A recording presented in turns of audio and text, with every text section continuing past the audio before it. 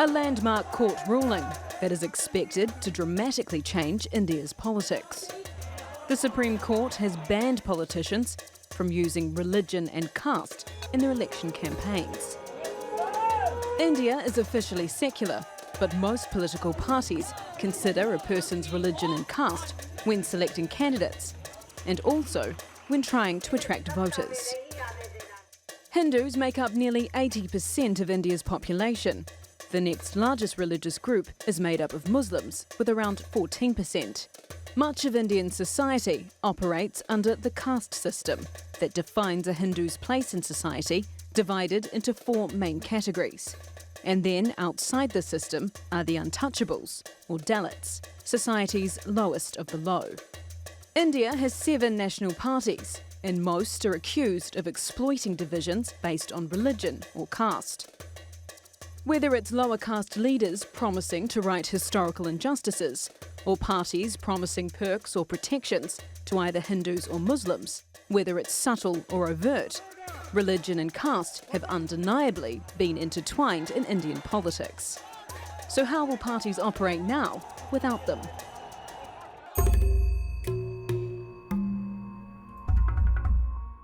The court ruling was issued ahead of a wave of state elections, including in the most populous and one of the most religiously diverse states, Uttar Pradesh.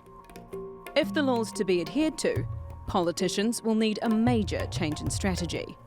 For years, Prime Minister Narendra Modi's ruling BJP has fought elections on a Hindu nationalist agenda. In the past, its members have been accused of making anti-Muslim statements to polarise Hindu voters. But the Supreme Court ruling has been welcomed across the political spectrum. People should seek vote on secular issues such as development, such as other issues affecting the country. Those who have infused religion into politics of this country have corrupted and destabilized it. We believe that if all political parties follow this in letter and spirit, voters will be able to decide in a fair manner. But there's concern this could stop positive social change.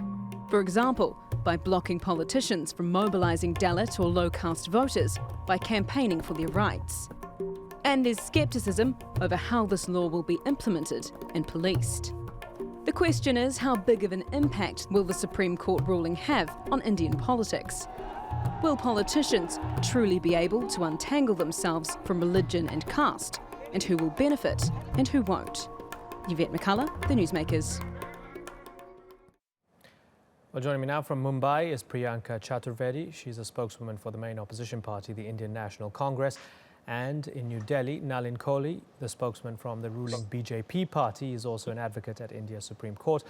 Also from the capital, Badra Sinha, the Supreme Court correspondent for the Hindustan Times. Thanks all of you for joining us. I just want to dispense with something very early on, Badra Sinha, and start with you. This is how elections go in India, right? This is part of India's DNA, where identity politics are built into how people vote and how politicians appeal to these voters. So it is potentially a major change, isn't it? Well, yes, but before I actually give you an insight on the Supreme Court judgment, I just want to make one point very clear.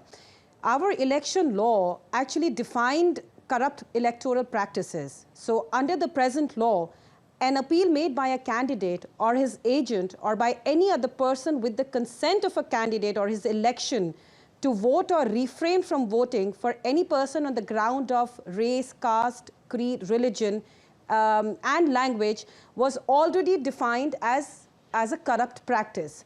So what the Supreme Court has actually done is, it has actually widened the scope of the law, and it has very categorically said that an appeal made in the name of even a voter's religion, race, caste, and creed will now be corrupt practice, and a candidate who is selected or who wants an election on the basis of such an appeal, his election can be set aside if a complaint is filed before the court. Okay, I'm sorry to interrupt you because we have 3 people here and not a lot of time.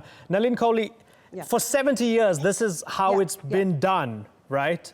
You've had people voting as blocks, as entire villages, as entire communities for their race, for their caste, and politicians have appealed to them in this way. So my question is, in the next election and in the elections to come, are we going to see a major shift, or is this just something symbolic from the Supreme Court and it's going to be business as usual with identity politics as we go along? What do you think?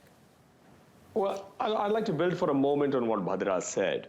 And I'd then like to just give you a small historical perspective. We need to be aware of the fact that India follows a secular constitution since 1950, when it came in. And essentially, the point is that in India, there is no state religion, so it's not a theocratic state, because that division on a theocratic basis took place when Pakistan got created. India chose the secular path.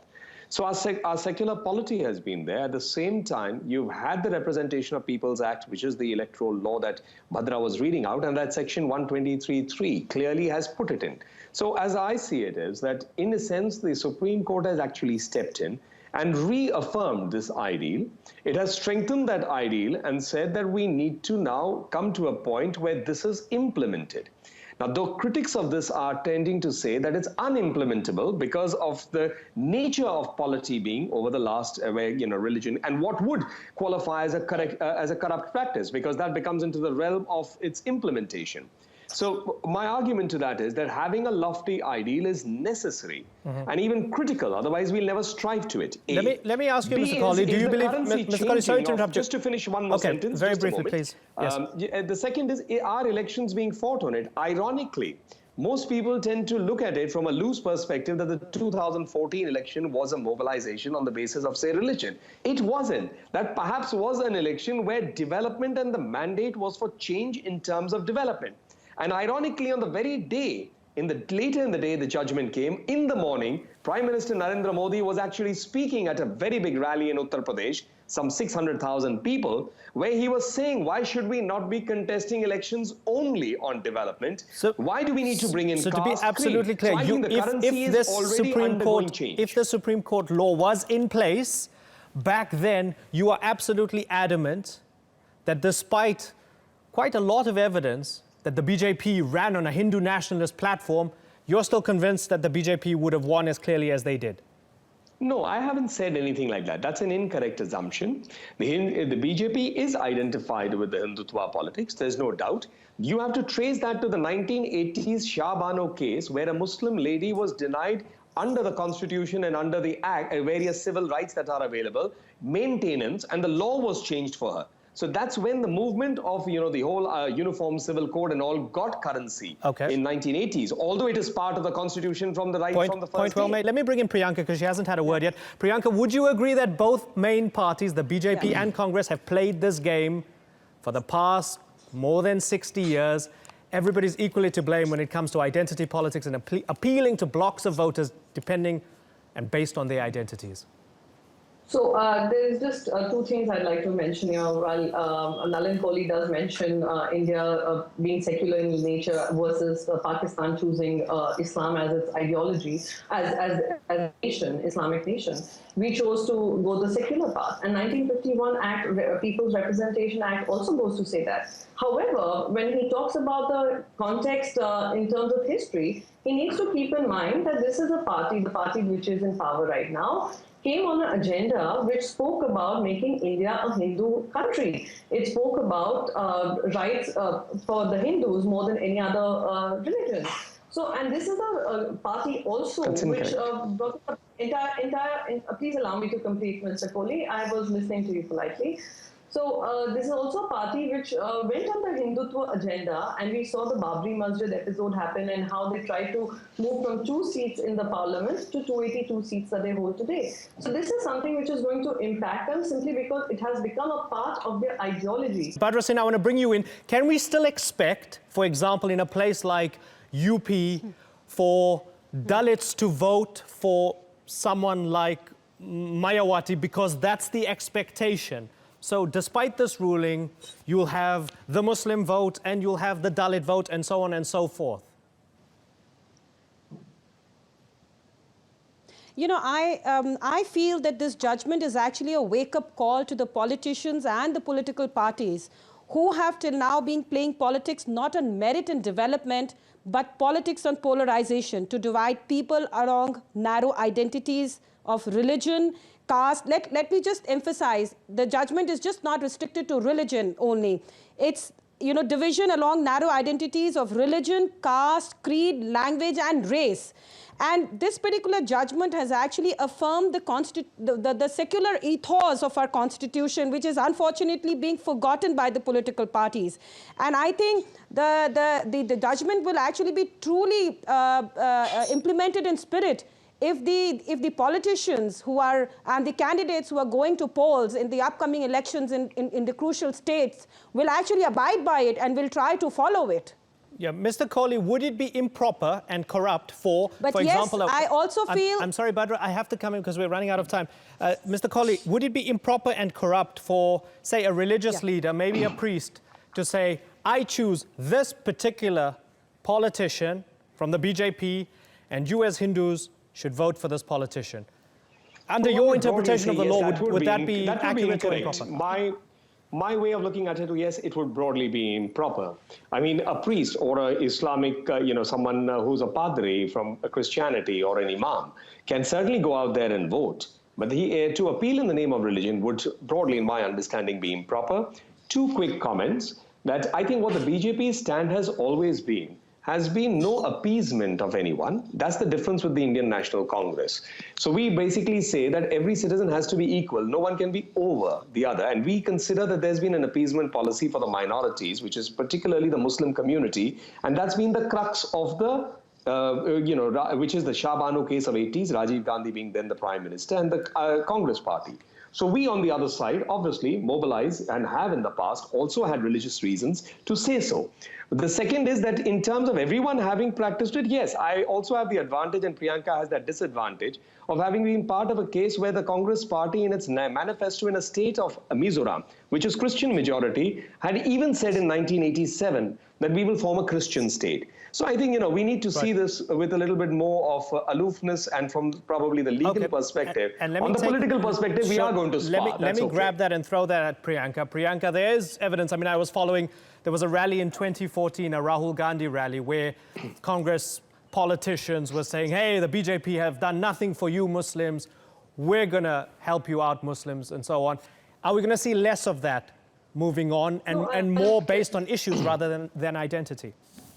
No, so when Bharatiya Janata Party reminds us of our manifesto and what we promised to the people, it is unfortunate that they do the pointing out, especially because it has been a part of their manifesto, especially for Uttar Pradesh, that they would build a Ram Mandir there, considering that it has an acrimonious history. The cases in the Supreme Court, they continue talking about it, and it is part of their manifesto as well. Now, having said that, now when we bring in 2014, let me remind you that this was in reaction to the campaign that we saw coming from the Bharatiya Janata Party. While the Prime Minister kept speaking about, who was then the, heading the entire campaign committee, he kept speaking about the development agenda. There was a very underlying campaign which spoke about more rights to a particular community because they would vote for the Bharatiya Janata Party. And we have seen that post-2014, we have seen social welfare schemes for particular castes and communities coming down. We have seen how, there has been religious tension, there has been a religious divide, especially in Uttar Pradesh. So these are some questions which arise when you speak of development, but the underlying message is totally different. That's where the dichotomy comes, and that's where the question needs to be asked of the government, that when they speak about welcoming this entire judgment coming from the Supreme Court, how serious are they about implementation? Because even in the Uttar Pradesh campaign... Okay, we'll have to... I apologize, Priyanka. I'm going to have to jump in there, Priyanka, and we'll have to see, the proof is going to be in the eating of the pudding. The thing that I hate the most about my job, Badra, I know you're chomping at the bit. The thing that I hate the most is that I have to move on to another segment. Unfortunately, I've got to wrap. I know, Nalin, you disagree with Priyanka.